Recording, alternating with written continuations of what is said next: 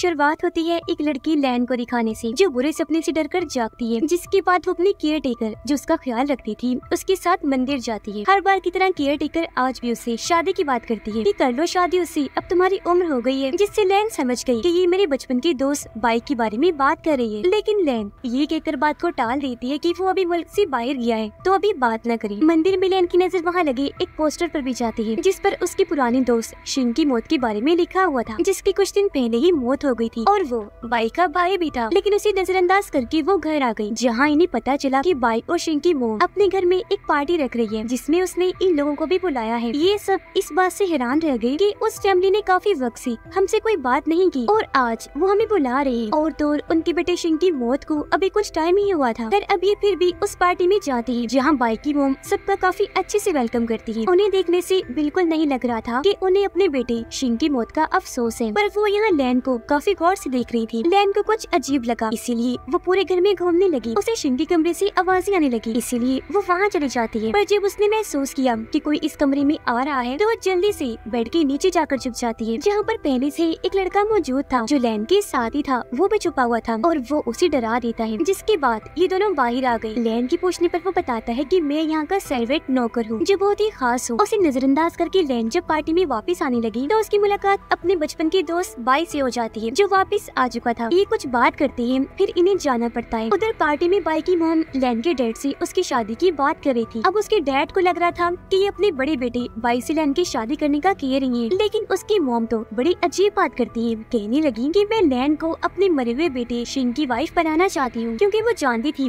कि शिंग की आत्मा घर में आती रहती है, इसलिए वो लैन को भी उसकी गोस्ट ब्राइड बनाना चाहती थी, जो भूत की तरह ही शिंग के साथ रही, उससे बात वगैरह करी, क्योंकि शिंग लैन को प्यार करता था। बाई की मॉम यहाँ लैन के डैड को लालच देती है, लेकिन वो अपने बेटे की जिंदगी बर्बाद करना नहीं चाहती थी, इसीलिए इनकार करके पार्टी से चली जाती है। रात को लैन के सपने में शिंग की आत्मा आई, जो उससे शादी करने का कह रहा था, लेकिन इससे डरकर लैन की आंख खुल गई। वो जब नीचे आई तो केयर टेकर से उसे पता चला कि डैड एक मीटिंग के लिए शहर से बाहर गए हैं। तभी लैन से मिलने उसके घर बाई आता है और ये दोनों बाहर घूमने चली गई। लैन काफी खुश नजर आ रही थी, पर घर लौटने पर वो उदास हो गई, क्योंकि उसके डैड बुरी हालत में बेहोश पड़े थे, जिन्हें ऐसी हालत की वजह से उनके दोस्त वापस ले आए थे। उसके डैड को होश नहीं आ रही थी। दिन से रात हो गई, पर उनकी हालत में कोई सुधार नहीं आ रहा था। लैन रात के वक्त अपने डैड के पास ही बैठी थी कि तभी उसकी आंख लग गई, जहाँ उसके सपने में दोबारा शिंग आया, जो इस बार भी उसे शादी के लिए ही कह रहा था, मगर वो उसे डरा भी देता है। तो चीख के साथ लैन की आंख खुल गई। अगली सुबह उसने ये बात केयर टेकर को बताई, जिस पर वो लैन को एक ऐसी औरत के पास ले गई जो भूत भगाने का काम करती है, लेकिन इसका भी कोई फायदा नहीं होता, क्योंकि इसी रात शिंग दोबारा से उसके सपने में आ गया। एक बार फिर उसे शादी के लिए प्रपोज करता है। इस बार उसने अपनी आंखें ड्राउनी कर ली थी, पर लैन उसके साथ शादी करने से साफ साफ मना कर देती है, जिस पर शिंग उसे बताता है कि तुम्हारे डैड कभी ठीक नहीं हो सकते, क्योंकि उनकी आत्मा तो यहाँ आत्माओं की दुनिया में भटक रही है। अपने डैड की ये बात जानकर लैन काफी घबरा गई और वो शिंग को कहती है कि तुम जैसा कहोगी मैं वैसा ही करूंगी, बोलो क्या चाहती हो तुम। इस पर शिंग कहता है कि मैं तुमसे शादी करूंगा, लेकिन उससे पहले तुम्हें मेरी मदद करनी पड़ेगी। मेरी मौत कुदरती नहीं थी, बल्कि मुझे जहर दे के मारा गया था, और मेरा पहला शक मेरे भाई बाई पर ही है। तुम्हें असली गुनाहगार का पता करना है कि मेरा हत्यारा कौन है, यानी मुझे किसने जहर दे के मारा। इसीलिए तुम्हारे पास 10 दिन का टाइम है। अगर तुमने ऐसा ना किया तो तुम्हारे डैड की आत्मा यहीं की होकर रह जाएगी और तुम ऐसे हमेशा के लिए अपने डैड को खो दोगी। इसके साथ ही लैन की नींद खुल गई। वो सबसे पहले इस बारे में अपने केयर टेकर को बताती है, जो जैसे तैसे उसकी मदद को राजी हो गई। अब बाई ने मेडिकल की पढ़ाई की थी, इसलिए वो लैन के डैड को चेक करने आता है, जहाँ बातों ही बातों में लैन उसे कह देती है कि मैंने सुना है शिंग को जहर दे के मारा, क्या ये सच है। जिस पर बाई उसे कहता है कि तुम फजूल की बातों पर यकीन ना करो। अब उसकी बात टालने पर लैन को उसी पर शक हुआ कि इसका मतलब शिंग का शक सही है, इसलिए वो यहाँ बहाना बनाती है कि तुम्हारे घर पार्टी के दौरान मेरा झुमका गिर गया था, जिसे ढूंढने के लिए लैन उसके साथ घर जाने के लिए निकल गई। घर में बाई की सुतेली बहन भी थी, जिसके साथ बाई की मौत की नहीं बनती। अब जैसे बाई वहाँ से गया, लैन पूरे घर की छानबीन करना शुरू कर देती है। उसे पता था कि मरने से पहले शिंग ने चाय पी थी, इसलिए वो किचन में जाकर चाय की पत्ती को चेक करती है, पर उसे कुछ नहीं मिला। जिसके बाद वो गई स्टोर रूम में, जहाँ एक बार फिर उसका टकराव उस सर्वेंट के साथ हो गया, जो बेड के नीचे उसके साथ छुपा हुआ था। यहाँ दोनों की बहस हुई और तभी यहाँ एक नौकर के आने पर लैन वहाँ से चली गई। यहाँ लैन को ये बात पता चली कि जिस दिन शिंग की मौत हुई थी उस दिन बाई घर था ही नहीं। तभी उसकी सुतेली बहन शिंग के कमरे पर कब्जा करने का सोचती है और वो नौकरों को कहकर उसका सारा सामान जला देने को कहती है। अब लैन बहाना बनाकर ऊपर वाले फ्लोर पर गई, जहाँ एक बार फिर उसका टकराव सर्वेंट से हो गया। वो कहती है कि मैं तुम्हारे बारे में सबको बता दूंगी कि तुम बार बार मुझे परेशान कर रहे हो। अब सच बताओ कि आखिर तुम कौन हो। अब ये सुनकर उस सर्वेंट को बताना ही पड़ता है, जो असल में कोई आम इंसान नहीं बल्कि हेवन यानी जन्नत का सोल्जर था। जिस बात का सबूत वो यहाँ लैन को देता भी है। वो जादू से फूल बनाकर उसे हवा में उड़ाकर उसमें फिर रोशनी डाल देता है, जिसके बाद वो बताने लगा कि मैं जमीन पर इसलिए आया हूँ ताकि पता लगवा सकूं कि आत्माओं की दुनिया में शिंग आखिर गार्ड्स को ऐसे क्या रिश्वत दे रहा है जो वो उसे इतने आराम से कोई भी हुक्म चलाने दे रहे हैं। यह लैन उससे मदद मांगती है उसके डैड की आत्मा को आत्माओं की दुनिया से निकालने के लिए, जिस पर सर्वेंट ये कहकर मना कर देता है कि ये मेरे बस की बात नहीं है, जिस पर लैन का गुस्सा आ गया और वो ये कहकर यहाँ से चली गई कि अब से मेरा पीछा करना बंद कर दो। अब लैन बाई के कमरे में आई जहाँ उसे चाय पत्ती और उसका डब्बा पड़ा हुआ मिलता है। इससे पहले वो अंदर जाकर कोई छानबीन करती, यहाँ बाई आकर उसे अपने साथ नीचे ले जाता है। अब लैन घर जाने का कहकर यहाँ से बहाना बनाकर निकल गई, लेकिन वो नौकरों वाले कपड़े पहनकर दोबारा से बाई के घर आ जाती है जहाँ वो सर्वेंट उसे अब भी परेशान कर रहा था। वो दोनों जब बातें कर रही थी तो यहाँ बाई की मोम आकर दोनों को देख लेती है और उनसे सवाल जवाब करने लगी। अब यहाँ लैन को बचाने के लिए बाई झूठ बोल देता है कि लैन ने नौकरों वाले कपड़े मेरी वजह से पहने हैं क्योंकि मुझसे गलती से इसके कपड़ों पर कुछ गिर गया था। अब बाई की मोम लैन से बात करने लगी और यहाँ लैन उन्हें सर्वेंट की शिकायत लगा देती है कि वो बार बार मुझे परेशान करता है, जिस बात से उसे नौकरी से ही निकाल दिया जाता है। और अब लैन उन सबको अलविदा कहकर अपने घर आ गई। पर बाई की मोम को पता चला कि मेरी सुतेली बेटी के कहने पर नौकर शिंग के कमरे को तहस नहस कर रही है, इसीलिए वो नौकरों को ऐसा करने और उसका हुक्म मानने से मना करती है और खुद अपनी सुतेली बेटी को भी खूब बातें सुनाती है। अगले दिन बाई लैन से मिलता है और उससे पूछने लगा कि आखिर कल तुमने भेस क्यों बदला था, जिस पर लैन जिसका बाई पर से शक खत्म हो गया था उसे यहाँ शिंग के सपने में आने वाली सारी बात बता देती है। कहती है बस उसका सबूत ही ढूंढने के लिए और उसे तुम पर शक है। इस पर बाई जवाब देता है कि मेरा यकीन करो उसकी मौत में मेरा कोई हाथ नहीं, उल्टा मैं तो खुद इस मामले की छानबीन कर रहा हूँ। इसी वजह से मेरे कमरे में चाय पत्ती पड़ी थी। ये दोनों जब खाना खा रहे थे तो यहाँ बाई की एक दोस्त आ गई जिससे अनकरीब बाई की शादी होने वाली थी। ये जानकर लैन को अच्छा नहीं लगता और वो उससे मिलकर ज्यादा खुश नहीं थी और तो और अपने डैड को बचाने के लिए उसके पास दिन भी कम रह गए थे। घर आकर लैन इस सब के बारे में केयर टेकर को बताती है, जिससे इन्होंने अंदाजा लगा लिया ये बाई के दिल में लैन के लिए कुछ नहीं है जब भी वो किसी और लड़की से शादी कर रहा है। बाई अपनी दोस्त को मंदिर दिखाने ले जाता है जहाँ पर लैन और केयर टेकर पहले से ही मौजूद थी। यह मामले को समझते हुए केयर टेकर बाई की दोस्त को अपने साथ ले गई। लैन के चेहरे की उदासी देखकर बाई उसे बताता है कि मैं ये शादी मजबूरी में अपनी फैमिली के फायदे के लिए कर रहा हूँ, लेकिन यहाँ लैन उसे इस बारे में कोई बात ना करके शिंग की जानकारी के बारे में बात करती है, जिस पर बाई ने उसे बताया कि शिंग की एक नौकरानी से दोस्ती थी जिसके बाद दोनों के बीच ताल्लुक बन गई। लेकिन फिर एक दिन शिंग ने उसे खुद ही नौकरी से निकाल दिया। उधर सर्वेंट जिसे अपनी गलती का एहसास हो गया था वो लैन के घर के बाहर अपने डॉग के साथ खड़ा हुआ प्रैक्टिस कर रहा था कि किसी से माफी कैसे मांगी जाती है। तभी यहाँ लैन और केयर टेकर आ गए। दोनों को अकेला छोड़कर केयर टेकर अंदर चली गई और सर्वेंट जिसने आज तक किसी से माफी नहीं मांगी थी वो यहाँ माफी के अल्फाज मुंह से निकालने की बस कोशिश ही करता रह जाता है पर निकाल नहीं पाता। जिस बात पर लैन गुस्सा करके घर के अंदर आ गई। दरवाजा उसने बंद कर दिया था। अब लैन को उस नौकरानी के घर का पता भी मिल गया था जिससे शिंग का ताल्लुक बन गया था। बाई जो अपनी दोस्त के साथ शादी की डांस की प्रैक्टिस कर रहा था वो लैन के साथ जाने की बात करता है क्योंकि उसे लैन की फिक्र थी। वो उसकी मदद करना चाहता था, जिस पर उसकी दोस्त मान गई और ये दोनों अगले ही दिन उस सर्वेंट के घर के लिए निकल गए जो दूर गाँव में रहती थी। यहाँ आकर उनकी मुलाकात सर्वेंट से होती है क्योंकि वो भी यहाँ इस सिलसिले में छानबीन करने आया था। सबसे पहले उस लड़की से बात करने वो जाता है पर उसे चीजें मारकर वो लड़की यहाँ से भगा देती है। फिर जाती है लैन, तब उसकी बातें सुनकर वो सर्वेंट लड़की बात करने के लिए मान जाती है। वो उसे अंदर लेकर गई जहाँ लैन को ये देखकर काफी हैरत हुई कि वो लड़की माँ बनने वाली है और ये बच्चा भी शिंग का ही है। तब सर्वेंट लड़की बताने लगे कि शिंग ने और मैंने शादी कर ली थी, मेरा बच्चा भी होने वाला हो गया था, लेकिन एक दिन मैंने शिंग को किसी और लड़के के साथ क्लब जाते हुए देखा। मुझे बहुत गुस्सा आया। मैंने जब इस बारे में शिंग से पूछा तो एक तो उसने मुझसे ताल्लुक खत्म कर दिया, दूसरा नौकरी से भी निकाल दिया। अभी दूसरी लड़की कौन थी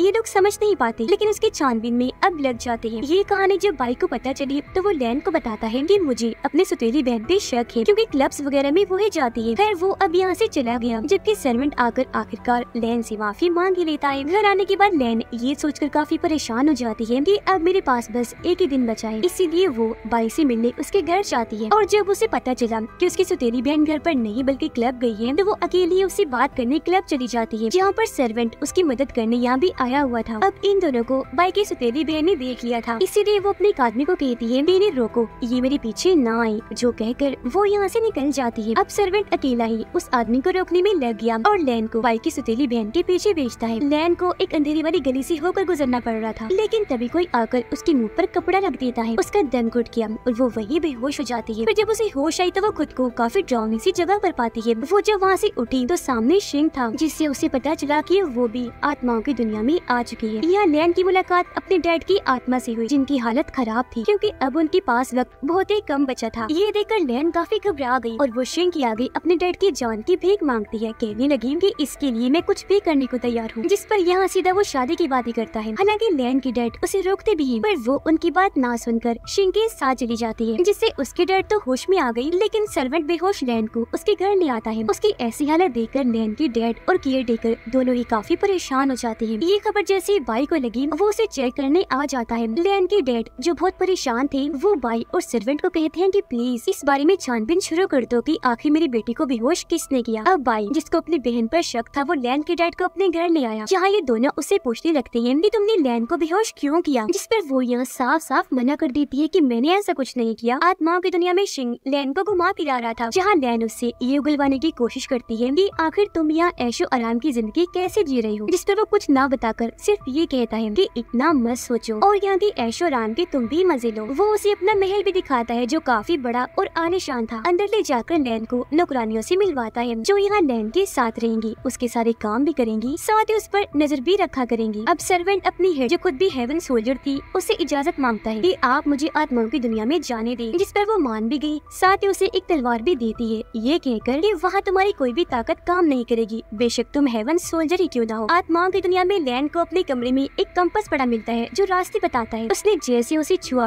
वो बाई के सपने में पहुंच गई, जहाँ वो उसे अपनी और शिंग के बारे में बता देती है और ये भी कहती है कि आपकी फैमिली को शिंग के लिए फिक्र करने की कोई जरूरत नहीं है, वो वहाँ बहुत खुश ऐश में है। अब जैसे ही बाई सपने से जागा, वो सीधा अपनी मोम के पास आता है जो शिंग की चीजें जला रही थी, ताकि ये सारी चीजें आत्माओं की दुनिया में उसके पास पहुँच जाए। ये देखकर बाई को गुस्सा आया और वो अपनी मोम को कहता है कि शिंग को आपने ही बिगाड़ के रखा है, जो इस तरह आप उसके मरने के बाद भी उसकी सारी ख्वाहिशें पूरी कर रही है। और वो तो बोलकर चला गया, लेकिन उसकी मोम को कोई फर्क ही नहीं पड़ा। उधर शिंग भी अपनी मोम के बेचे हुए सामान को देखकर खुश हो जाता है और उनसे मजे करने लगा। इस सामान में लैन को एक लाल रंग की किताब मिली, जिसे उसने जैसे हाथ में लिया, शिंग फौरन उससे वो किताब छीनकर एक बॉक्स में बंद कर देता है और कहता है कि ये किताब पानी से दूर रहे तो ठीक है, और तुम भी आइंदा की बात इस किताब से दूर ही रहना। अब लैन जब बाहर आई तो उसकी मुलाकात यहाँ सर्वेंट से हो जाती है, जो उसकी मदद करने आखिर यहाँ आ ही गया था। अब उसे भी आत्माओं की दुनिया में देखकर लैन काफी हैरान रह गई। इनकी बातचीत के दौरान लैन उसी लाल रंग की किताब के बारे में बताती है, जिसकी छानबीन करने ये दोनों शिंग के महल आ गई, जहाँ शिंग लैन के साथ शादी के डांस की प्रैक्टिस करने लगता है। पर तभी यहाँ एक नौकरानी आ गई जो शिंग को कहती है, सर माफ कीजिएगा डिस्टर्ब करने के लिए, पर आपसे मिलने कोई आया है। अब शिंग तो वहाँ से चला गया, लेकिन लैन जिसको शक था वो भी उसके पीछे पीछे जाती है। जिससे शिंग बात कर रहा था, उसका चेहरा तो वो नहीं देख पाती, लेकिन उसके हरे रंग के जूते जहन में रख लेती है। इस बारे में भी उसने आकर सर्वेंट को बताया और अब ये दोनों ठोस सबूत की तलाश में निकल गई। पूरे महल की तलाशी लेने लगी, जहाँ एक खुफिया कमरे में आने के बाद इन्हें वो किताबों वाला बॉक्स भी मिल जाता है। जमीन पर केयर टेकर एक काला जादू करने वाली औरत की मदद से आत्माओं की दुनिया का दरवाजा खोलने की कोशिश कर रही थी। उधर बॉक्स की रखवाली करने वाला एक शैतान इन पर हमला कर देता है, लेकिन लैन उसके सर पर पत्थर से वार करके उसकी जान ही ले लेती है। बॉक्स खोलकर एक लाल किताब ये अंदर से निकालती है। यहाँ लैन को शिंग की बात याद आई कि किताब को पानी से दूर रखना चाहिए, इसलिए वो किताब को वहाँ के पानी में डुबो देती है, जिससे अगले ही सेकंड में वो किताब काली मोती में बदल जाती है। जिसे देख सर्वेंट समझ गया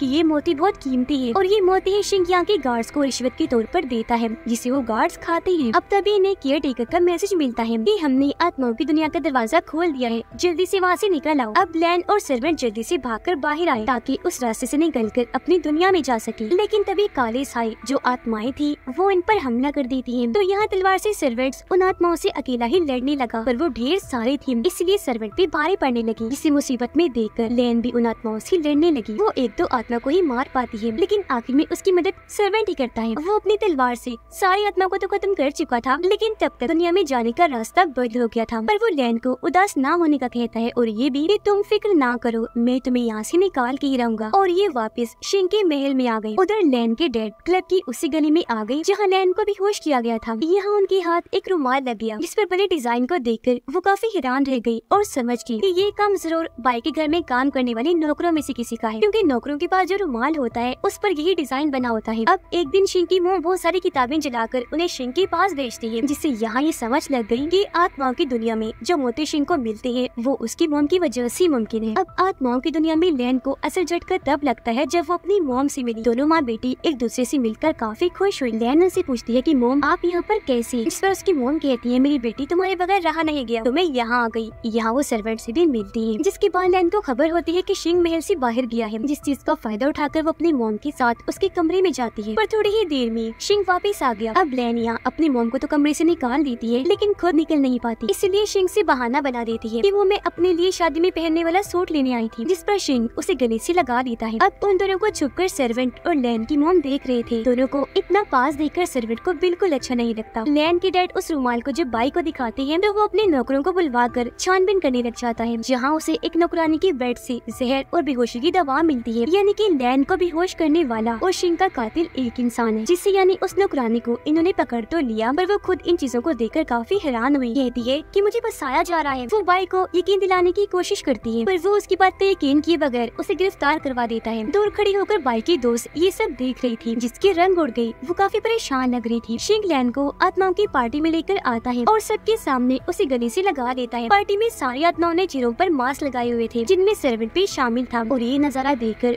वो बहुत गुस्से में आ जाता है। अब तभी पार्टी में हरे जूतों वाला वो आदमी आ गया, जिसे देखकर लैन सर्वेंट के पास गई उसके बारे में बताने के लिए, और वापस फिर शिंग के पास आ जाती है। शिंग की मॉम देखती है कि उनकी सुतीली बेटी शिंग के लिए खाना जला रही है आत्माओं की दुनिया में पहुंचाने के लिए, जो देखकर उसकी मॉम हैरान तो हुई, पर उन्हें यकीन आ गया कि ये मेरी बच्चों से प्यार करती है, और इस तरह उनका टूटा हुआ रिश्ता फिर से ठीक हो गया। अब सर्वेंट हरे जूतों वाले नौकर के पास जाता है, लेकिन इससे पहले उसे पकड़ता। यहाँ उसकी हेवन सोल्जर हेड आ जाती है, जो सर्वेंट को ही पकड़ के बंदी बना लेती है, जिससे वो समझ गया कि इसने मुझे धोखा दिया और यही है जो शिंग के साथ मिली हुई है। खैर सर्वेंट को पकड़ के बांध दिया गया, जहाँ शिंग लैन को लेकर आता है पहचान करवाने के लिए कि अगर लैन उसे जानती हुई तो ये लोग उसे छोड़ देंगे। लेकिन जब लैन ने उसे पहचानने से इनकार कर दिया तो शिंग उसे पीटने लगता है, पर यहाँ सर्वेंट उसे चिढ़ाने लगा, जिस बात पर शिंग सर्वेंट को खोलकर उसे बहुत पीटता है, फिर वापस लाकर बंद कर देता है। जहाँ थोड़ी ही देर में लैन आई और सर्वेंट को बंधा हुआ देखकर खोलने लगती है। अब सर्वेंट जो काफी जख्मी हो गया था उसे डांटता है कि तुम यहाँ क्यों आई, हो सकता है ये शिंग की चाल हो और वो कहीं यहाँ आ ही ना जाए। उसका ये बात करना ही था कि तभी सच में यहाँ शिंग हेवन गार्ड के साथ आ जाता है, क्योंकि उन्हें पकड़ने के लिए शिंग ने ये सब जाल बिछाया था। शिंग की मॉम को उनकी सुतीली बेटी काफी समझाती है कि आप शुरू से ही शिंग को बिगाड़ती आ रही है, और ये बात सच है। अब उसकी बातों का शिंग की मॉम पर असर हो गया। उन्हें एहसास हुआ कि हाँ मैं गलत कर रही थी, और आइंदा से शिंग की कोई भी बात मानने से इनकार कर देती है। बस डर इस बात का था कि वो कोई नुकसान न पहुंचा दे इन्हें। शिंग वहाँ लैन के धोखे से भी काबू हो गया और वो उन दोनों को पीटने लगता है। ये देखकर लैन की मॉम मास्क लगाकर खाना उठाती है और उन्हें पार्टी वाली जगह पर फेंक देती है। अब खाने को सुनकर भूखी आत्माएं वहाँ बेकाबू होकर खाने पर टूट पड़ती है। यहाँ हलचल मच गई और तब शिंग को ये सारा मामला सुलझाने जाना पड़ता है, जिसके बाद अब लैन, उसकी मॉम और सर्वेंट यहाँ से निकलने लगे, और जो गार्ड इन पर नजर रख रहा था ये उसे भी मार देती है। ये वहाँ से निकलकर बाहर आए ही थे कि तभी इनका रास्ता रोकने वहाँ शिंग आ जाता है। अब यहाँ से बाहर निकलने के लिए सर्वेंट को अपना खास किस्म का छोटा सा टर्टल कछुआ चाहिए था, जो भी अब शिंग के कब्जे में था। अब सर्वेंट को यहाँ एक आइडिया आया, वो अपनी तलवार निकालकर शिंग से लड़ने लगा। तलवारबाजी में क्योंकि सर्वेंट काफी माहिर था, इसलिए शिंग पर वो भारी पड़ता है। तो तब शिंग के गार्ड आकर सर्वेंट को उठाकर दूर फेंकी मारते हैं। अब इस लड़ाई में लैन भी घुस गई। वो भिड़ते हुए आखिर टर्टल को सर्वेंट के हवाले कर ही देती है। अब शिंग ने खुद तलवार उठा ली थी और वो जैसे लैन पर हमला करने लगा कि तभी सामने उसकी मॉम आ जाती है, जो तलवार लगने से जख्मी हो गई। पर तभी यहाँ सर्वेंट अपना वो खास किस्म का कछुआ बजा देता है, जो सीटी की तरह काम करता है, और ऐसा होते ही बहुत सारी रोशनियाँ हेवन से जमीन पर आने लगी, जो दरअसल हेवन सोल्जर थे। वो शिंग और हेवन सोल्जर्स की गार्ड को धोखा देने पर गिरफ्तार कर लेते हैं। जमीन पर बाई, उसकी दोस्त और लैन की डेड बातें कर रहे थे। वो इस बात से खुश थे कि असली गुनाहगार पकड़ी गई, यानी वो नौकरानी। लेकिन यहाँ गलती से बाई की दोस्त के मुंह से ये निकल जाता है कि वो पागल क्लब की उस गली में गई ही क्यों थी, औरतों को वहाँ जाना नहीं चाहिए। अब ये सुनकर बाई काफी हैरान रह गया कि इसे कैसे पता, जबकि मैंने तो इसे कुछ बताया ही नहीं था। इसलिए वो अब अपने दोस्त से सवाल करने लगा और सब कुछ सच सच बताने का कहता है, जिस पर अब यहाँ उसकी दोस्त को अपने सारे गुनाह कबूल करने पड़ते हैं कि हाँ मैंने ही लैन को बेहोश किया था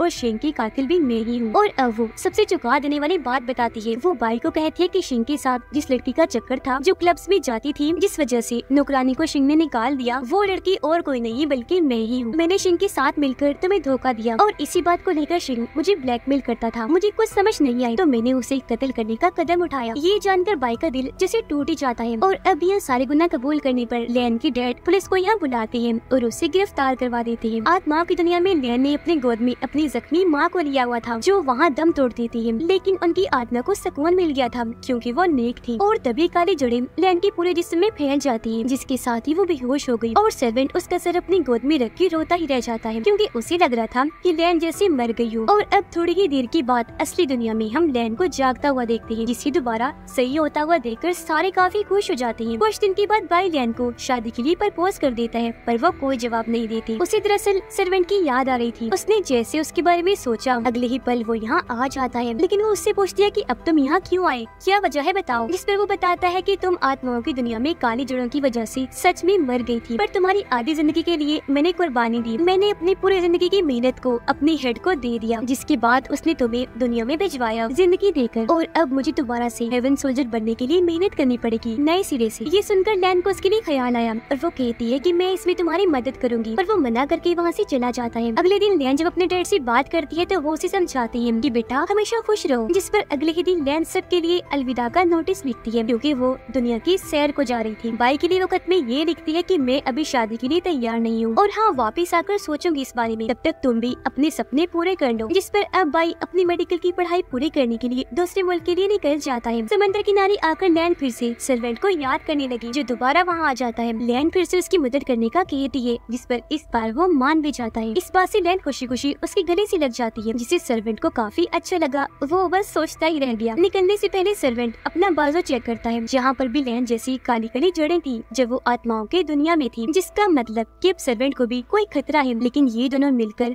हर खतरे से निपट लेंगे। खुशी खुशी अपना सफर शुरू करने का फैसला करते हैं, और इसी के साथ ये सीजन इधर ही खत्म हो जाता है।